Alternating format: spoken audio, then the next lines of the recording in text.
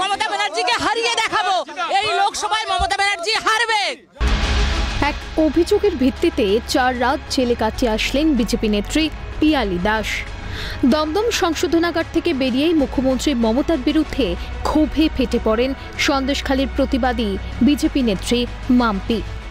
মমতা ব্যানার্জিকে ছাড়বো না, সব চক্রান্ত করে করেছে। মমতা ব্যানার্জিকে একদম ছাড়বো না। ভুয়ো গ্রেপ্তারি, একদম ভুয়ো গ্রেপ্তারি। উনি একদম মানুষ নন, উনি নারী নামের কলঙ্ক। বছরের শুরু থেকে প্রতিবাদে সরব সন্দেশখালীর মহিলারা। জমি লুট থেকে সম্ভ্রম চুরি, দ্বীপাঞ্চলের মহিলাদের নিশানায় সন্দেশখালীর তৃণমূল নেতারা।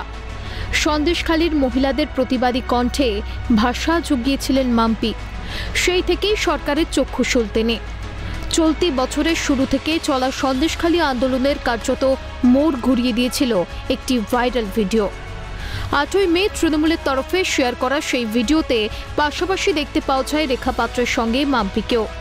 মাঠে ময়দানে সভা থেকে সেই ভিডিও হাতিয়ার করেই সুর চড়ান মুখ্যমন্ত্রী। প্রকাশ্য মঞ্চ থেকে টাকা দিয়ে মিথ্যা অভিযোগ লিখিয়ে নেওয়ার অভিযোগও তোলেন মাননীয়া।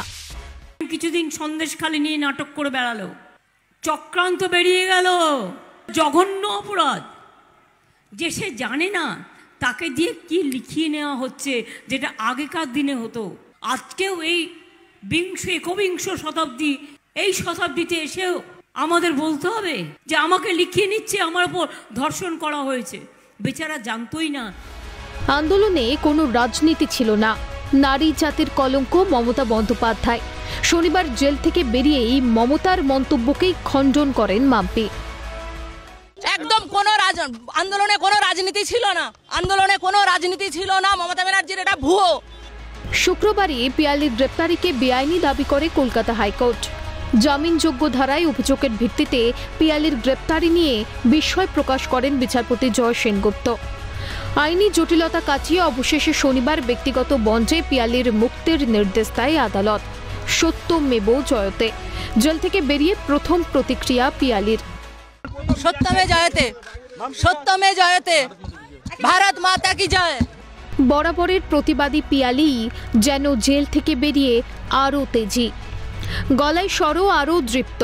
সরাসরি মুখ্যমন্ত্রীর বিরুদ্ধে চ্যালেঞ্জ ছুড়ছে সে।